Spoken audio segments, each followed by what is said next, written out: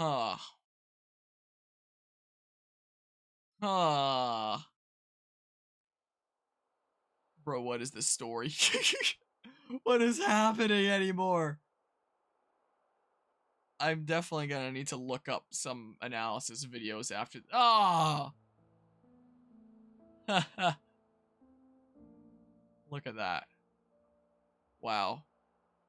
World will probably find her body destroyed and she'll actually help participate in the future of the series, as the world of Xenosaga was pretty shaped, but that she'll find the people in Xenoblade are actually pretty chill. But if she arrived to the world of, like, the merged world, then, like, those worlds separate again and they get reset. Like, Origin loads the last save, which means that she wouldn't be there anymore because she wasn't part of the last save. So it's like, what's the significance if she arrives to a world that just gets destroyed? Mr. Harbari, did you miss the stream? Yes, I'm sorry to say, we just beat it. I will look at my, I will hop back into the world for a hot second here and see my new 7th party member. I hope things are going well today, though. Placing markers. Oh, it puts me here. Do I have Niall here now? Yeah, I do. Like that. Okay. New tip, Niall's a party member. Yeah, the continue option. Yeah. I guess that's the purpose of this. So then there's Niall there. Yeah, I definitely did. Yeah, that was a, that was a bit of a time. Lights within the planets was the thing reactivating Origin. So you think that that's Cosmos arriving on the worlds after they're separated or while they're still together? I don't understand. There's a unique monster here? According to my map? Really? Can I play as Niall? Follow my lead. Okay. Nope. Just works like a 7th party member within a Xenoblade 3 main game. That's a little bit disappointing. But look, Niall's there. Yeah, I guess I can, you know, move those around and stuff. No affinity growth. Oh, she has all the, accessory slots and gem slots and stuff like that. Well, cool. War mage, so I assume you do, like, ether attack stuff. Most likely. Huh. Interesting. Well, interesting. Huh. Yeah, I am, quite intrigued, so I guess that'll always be there. I'll get that another time. Huh. Well, so I know the post-credit scene in Xenoblade 3 with Noah hearing the flute was the world merging back and Noah getting his memories back, you think? Because the whole purpose of Xenoblade 3 main game was to separate the worlds and get things back to normal. True that Rex has a daughter? Yeah, it definitely seems like. I'd be very surprised if that wasn't the case. Where it's not explicitly said, but it's like, yeah, that's definitely the case. People around lately, huh? I mean, I was already planning on doing Xenosaga one day anyway, but I guess probably sooner than I initially thought. But my goodness gracious. I have so many other games I need to get to. I plan on I should have mentioned it earlier, the stream. Next weekend, I plan on doing the 24-hour charity stream. I haven't announced it yet. I guess I'll announce it tomorrow. Well, today, because it's after midnight. So it's getting late. Try to finalize some of my plans for it. And, you know, during that stream, I plan on finally starting Metal Gear Solid. It's going to be a mostly... My current plan is mostly Tears of the Kingdom and Metal Gear Solid as, like, the 2 main games of it. And then a little smidge of Ring Fit Adventure. So... yeah. I mean, Metal Gear Solid I should be able to do just during that thing, so I guess that's not putting too much on my shoulders, but my current game queue of even other things. So many things I've wanted to do for so long. I've wanted to do Fire Emblem Fates Conquest for 2 years now. I've wanted to do Paper Mario and the Thousand Year Door for over a year now. Oh yeah, Riku showed this thing in the one cutscene. What the heck is this?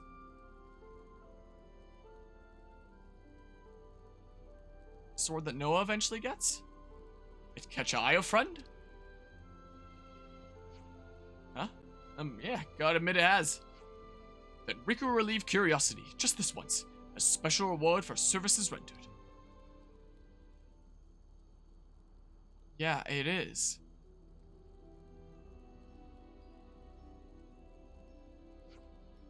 Oh, that's a wicked looking blade. Even I can tell it's a masterwork. I don't know the first thing about swords. Yes, just as friends say. It's impossible to conceal. Sword is a special weapon, forged from metal of origin. What, like origin? It's said that origin is a place where memories and souls of people are gathered. That go also for this sword, forged from origin metal as it be. According to Masterpond, dearly important people reside inside. One people. A sword. Master Pawn has said to Riku, many, many yonks past. One day will come when Riku must give sword to person who is worthy. So this Master Pawn of yours made a sword from origin bits?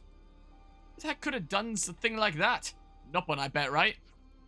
Meh? What friend's saying? Master Pawn of Riku was friend Melly. Did Riku not say? Melly? Who's that? No way. Can't seriously mean. Melia, the Queen of Kevis. Exacting. Like Riku say, Melly. Datapon of Riku and Melly, once traveling companions. But it's long story, so Riku rather not tell. Wait, so Riku is Ricky's kid? Datapon of Riku and Melly, once traveling companions. So, I mean, I know Ricky had a lot of kids, but I guess Riku was one of them? Sounds like a kind of big deal then, huh? Please not to spread this story around. Riku not fan of celebrity name dropping. Right, I see. Yeah, sure, you got it. Say, Riku, does the sword have a name? Of course. Name of sword is Lucky 7. Lucky 7? What friend think? Cool, no? Terrific? Perhaps magnificent even.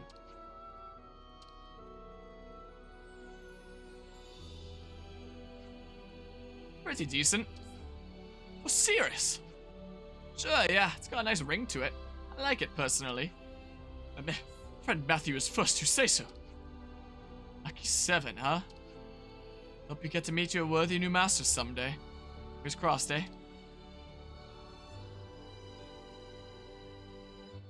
Shall we go see them briefly? Community update or Riku. That's interesting there. Hey, Riku, what's all this sword? What are you gonna get up to? Silly question. Naturally, Riku will continue to work on Ouroboros Stone, as I've promised. And after that, who knows? Maybe insinuate self into Kevis for some little while and wait. Wait for what? Answer will become clear in fullness of time. Wow, face of much, mate. No worries though. Keep your cards to your chest if you like. All that Riku say, Riku mean for deep, deep future. Riku plan to impose on city hospitality for a good long time yet. But where'd he dip to? Training grew deeper, talented mechanic Riku. Huh. So he figures that, you know, that Noah's gonna be coming back into the system, and that's why he's going to go hide himself in Kevis. Counts from Xenoblade 1, 2, and 3 still alive? Some of them. Who else? Some of them are. Follow my lead. Just follow me. I don't grab my weapons at all. Yeah, you missed this. Didn't think there'd be more after beating the game. Yep, Riku's the son of Ricky. Ricky, I actually heard about that online, so I guess this scene here confirms it. Yeah, I guess that's what says it there. Wait, holy crap, I just realized it makes so much sense why Ouroboros is Numa. Wait, do you want to hop onto a brief voice call? I've already screwed my sleep anyway. So if you want to start a call, start a call. But, you know, I shouldn't stay up too much later. But go ahead if you want. Heck is this? Inbox? Stay up to date with latest messages. Apparently that's a new Discord thing. Or maybe it's been around for a while and I just never noticed. Something like that. Yeah, the luminescent Leviathan. That's what this thing is here. Sure. Make things. If you still want to do it, Guzma, do it. Pleased to use. Now I need Testudo shoulder gun purple ones. Oh. Well. Good job, if Riku say so himself. Numa had a split personality. Both Pyra and Mithra made up Numa, so both people of Kevis and Agnes combined together is symbolic of Kevis and Agnes coming to form Ouroboros. Could well be. Also, like I said, if you still want to start a voice crack there, my voice giving out. If you still want to briefly chat about things there, like hop on in, send me a call there. Unless you were hopping into the server, but you can just like DM call if you want, if you still want to. If not, no problemo as well. Well, Monado 5 or Monado 6. All overlaps. Give you a sec, alrighty. I don't have any of those types of Testudo shoulder guns. Well, I guess I'm powered up and stuff. If you interact with this, does it just give the same scene again in case you want to rewatch it, I wonder? It's the same thing. What? What? guess you can't interact with that again. That was just that other table. Huh. Well. That is, certainly something, isn't it? First I was like, I could have sworn I repaired this ladder. Huh. It's cool that Niall's in the party. I wish that she was like a proper party member. Because again, I love freaking drapey clothes in real life and in video games. And during that brief time that we played Niall in that one scripted thingamabob, the way the jacket moved, so cool. At least I guess I would have Rex. Shulk to an extent as well. Like, that's cool how it moves around. But I don't know. Like, Rex's isn't like a jacket. It's just kind of like waist down. Niall's is actually a cool jacket, and there's little green bits coming off the bottom. That's cool. I want a jacket like that. Like, if I had a jacket like that, I'd wear that all the friggin' time. And with the collar bit, that's just a cool jacket. Man. If I saw something like that in a clothes store somewhere, I don't really do much clothes shopping or anything like that. I don't really care much about fashion, but again, I love drapey bits. Like long clothes, like scarves. If I saw that in a store, I'd buy it. Like, that is hella cool. So I guess that's one complaint that I have. Usually during the credits is when I give my full review. I didn't really. I was too, like, flabbergasted and mesmerized there. I guess, where would I even start? I guess I'll do, like, a quick Spark Notes short version. The way that it factored in the overall Xenoblade story, and the way that it seems to hint towards a future Xeno story, also involving Xenoblade X and Xenosaga, and everything is important and matters. It's not just, like, loosely connected. It's like, man, that really gets me excited about what the future of the Xeno series could be like. My goodness. And again, like, I was really worried that this story would just be like, oh yeah, simple origin story, here's the original founders and stuff, and they go on an adventure. But what they told here was actually really, really cool and elaborate on a lot of the things that were established in the main game, but we didn't really quite understand. Like, and his son, for example, there. Gondor there. Matthew Vandam here. Sorry, that's where I got Vandam from. And I guess that is, wait. I already knew at the end there. Maybe a 4, but I feel like it's probably more likely. The next game is gonna have to be on the next console. Like, the Switch has been out for 7 years now. There's no way they're releasing another Xenoblade game on the Switch. Like, it's gotta be the next Xeno thing. And if Xenosaga matters, as this established, and even Xenoblade Chronicles X, maybe they'll do an X2, or maybe just, you know, the next Xeno thing, Xeno some other ending there. And hold on. Let's see here. Xenoblade Chronicles 3, and I'll hop on to call in a hot second here. Vandam. So now if we know that that's, you know, Vandam there. Let's see here. Guernica Vandam. He has like a kind of X across the, It's because I know that Matthew has the, scar there. But Guernica Vandam has the, you know, the kind of X across the face. I don't see a scar there. And it's so weird how freaking both Vandams have the freaking X. All the Vandams. There's Vanguard, but yeah, there was the Vandam there. Huh. Weird. Literally, there are videos all over YouTube of people saying that the star is Cosmos. Oh, hey. That's pretty neat. Guess he got more of a scar or something? What's going on? Well, howdy. Oh, hello. Ah. You jump scared me a bit. Get spooked. So in the meantime, Let's swap tracks. I'll have a look at this mysterious ball while we're chatting about things. So, when I first played this game, I actually had no idea what any of the stuff meant. Yeah. Until I heard people talk about it, I'm like, what? Yeah. It freaking blew my mind. Yeah, I am just kind of in a state of shock right now. Is in my current state. I didn't know exactly what to expect from this DLC, but you know what it did to the overall Xenoblade story is like, my god, what the hell, you know? It's just so much more is added together. Also, I hope I didn't ruin anything for you, because I felt like if you just saw that without any context, you probably wouldn't understand what the heck is going on. Yeah, no, I'm glad about the little hint about, like, pay attention to the radio and not just the dialogue.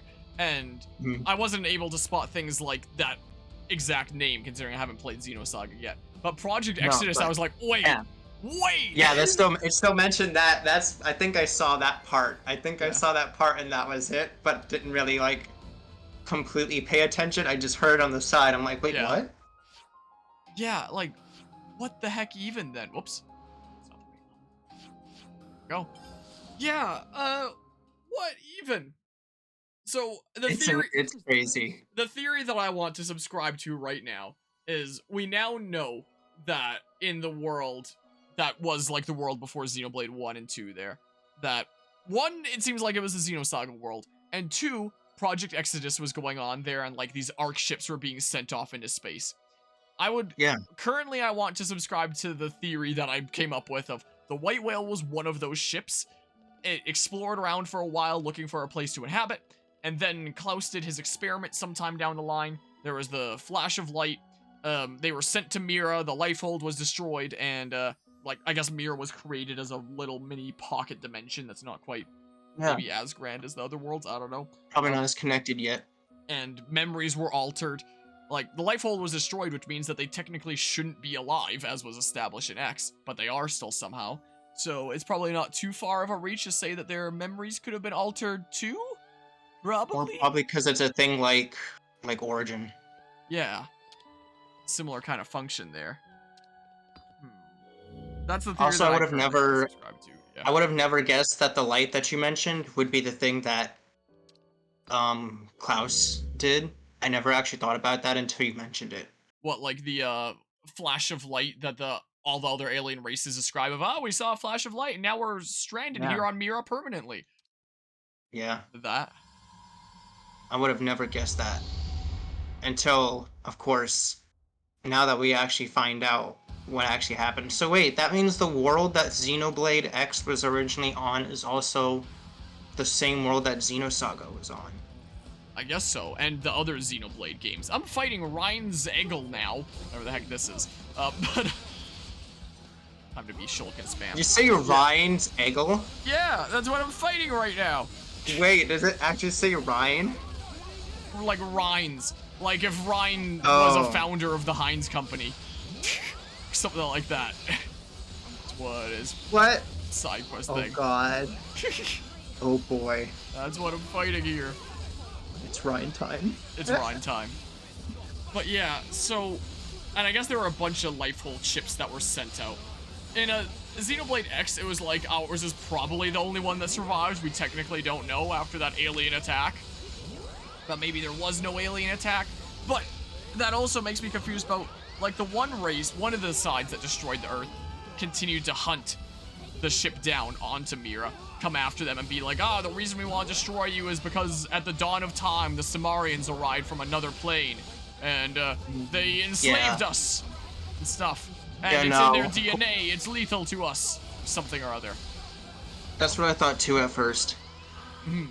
But it doesn't actually add up because even in the radio, I think Luxon actually made a video explaining all of it. I'm sure you can go watch it sometime, but he explains a lot of stuff about bills and rights and acts about this particular group or rebels. That's also stated in Xenoblade 1 and 2. Yeah, the Savior Right Rebels. Yeah. It explains that with like the bills and such. So technically, it doesn't really have anything to do with the alien race that attacked Earth from Xenoblade X, which makes me wonder if maybe their memories were altered or something as well, and the events actually did happen, or it's just if it really is, or if it really is just a completely different universe. But at the same time, the dates and years don't add up either, because it says something about May 3rd on a Wednesday or something like that. But if we compare it to real world dates, it doesn't actually add up with the day that they left too as well. Did my microphone pick that up? You hear anything there? I hear you. Okay, I got freaking jump scared by thunder there. Jeez.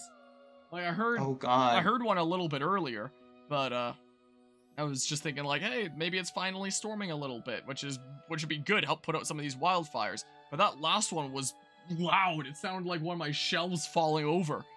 Oh my goodness, I jumped in my seat. Sorry. Are you okay? Yeah, just startled. If it's storming, that's a great thing. I'll put out, well, maybe not put out some of these wildfires, but prevent new ones from starting here right now.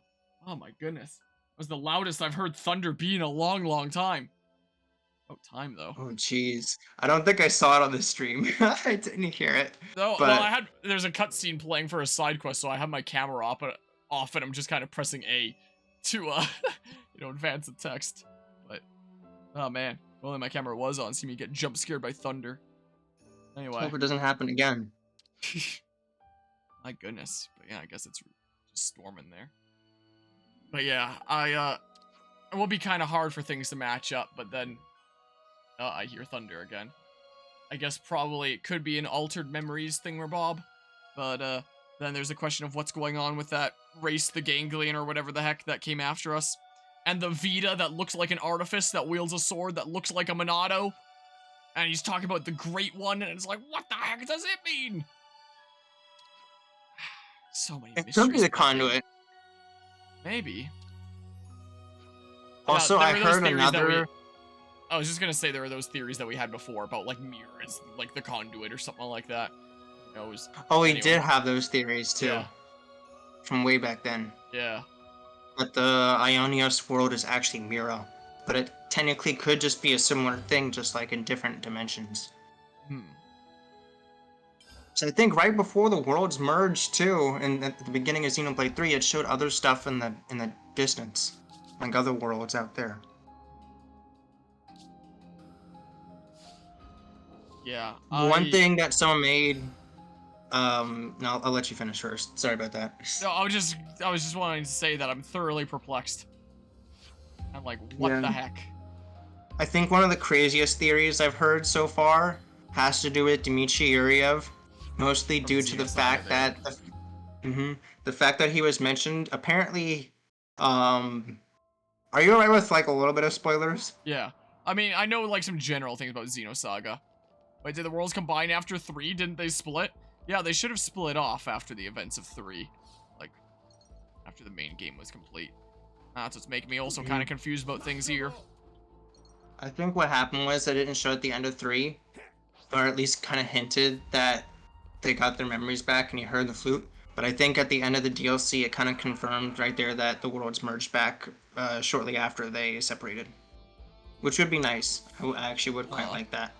So then rather waiting a super long time, it just happens like soon after. I appreciate the clip there of the thunder jump scared. Oh god. I'm gonna have to look back to the chat. If only my camera was on at the time. But man, I jumped. That's certainly something. I can make this jump, right? Yes. Yeah, maybe.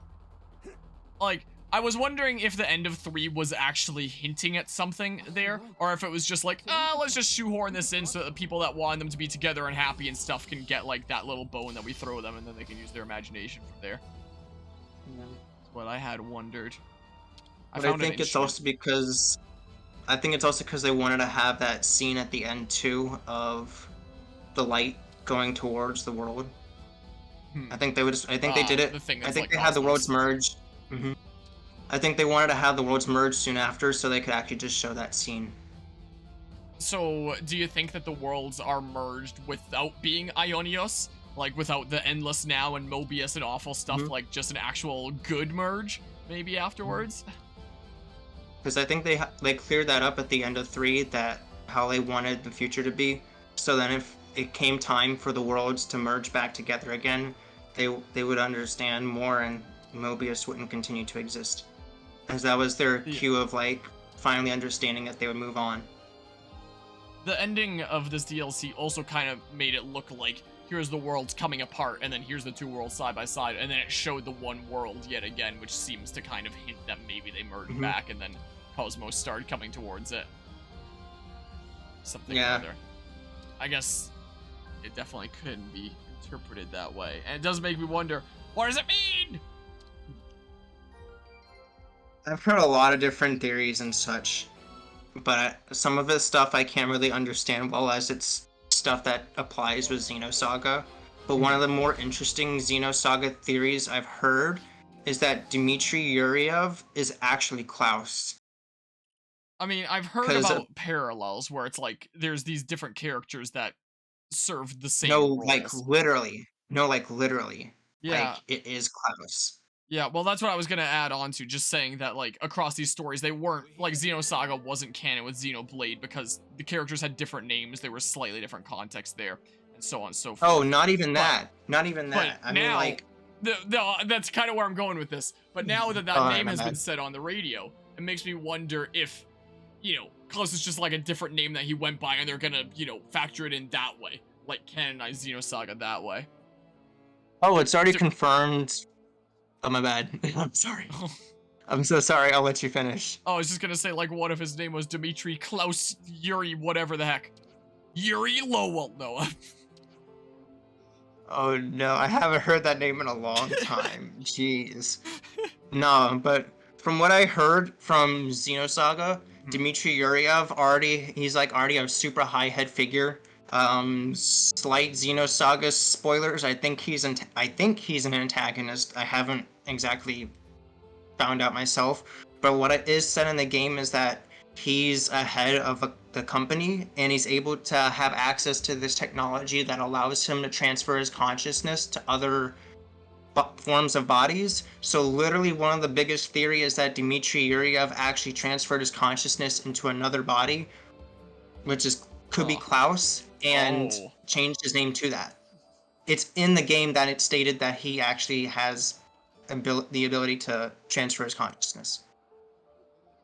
And because he's also the one that has something to do with the humans' rights bill and all that, the fact that the Sumerians are was it the Sumerians or was it not the Sumerians, the rebel group? The rebel group was going. Yeah, the Sumerians, Samarians, whatever the heck was the group that appeared at the dawn of time in Xenoblade X and enslaved the Ganglion. Yeah, I knew I remembered that name from somewhere. I just wasn't sure. They both start with S. Yeah. Saviorite Sumerians.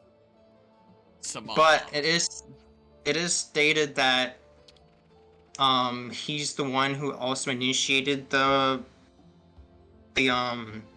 Humans' Right Act as well. Mm-hmm. So the fact that the Saviorites are going up against him because of that, and the fact that he's in the tower or in the space station as the attack is happening could make more sense to him actually being Galea.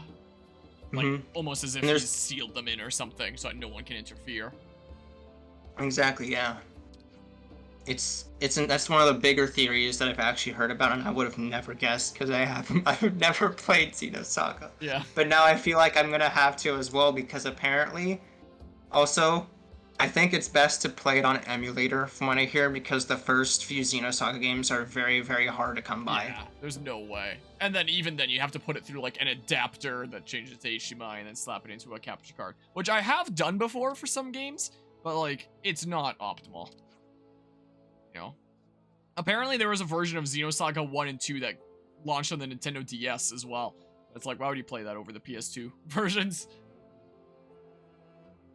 From what I've heard when I've looked into Xenosaga stuff before when trying to plan out, what games I'd play, So, yeah, if I did play them, I'd just do like PS2 emulator kind of stuff. What I would do. Okay. I just found something that was funny. What is it? So someone made another theory on Dmitry Yuriev that it says it's mentioned during a news program. How is he alive in Xenosaga when humanity is a spacefaring civilization and some huge number of years after the Earth is gone? So how is he still alive during Klaus's time? One of the replies is straight up common variety human. Dmitry Yuriev, just Dmitry Yuriev, common variety human. Yeah, no. But then another one of the posts here says, Dmitry in Xenosaga was immortal, capable of transplanting his mind into other bodies, an ability he gained from experiments that forced people to travel through something says the UDO. I have no clue what that means. He was the only one that survived. by the time of the Xenosaga games, he is at the very least hundreds of years old. Wow. So he could very well be Klaus too, but the fact that his name was straight up just mentioned in the radio and not like Klaus or anything Yeah. makes me wonder Because if you'd think that it would have been Klaus. yeah, but it wasn't. it's still just Dmitry Yuryov. Dmitry. He wanted to erase the world because Dmitry's goal is to kill every last one of them.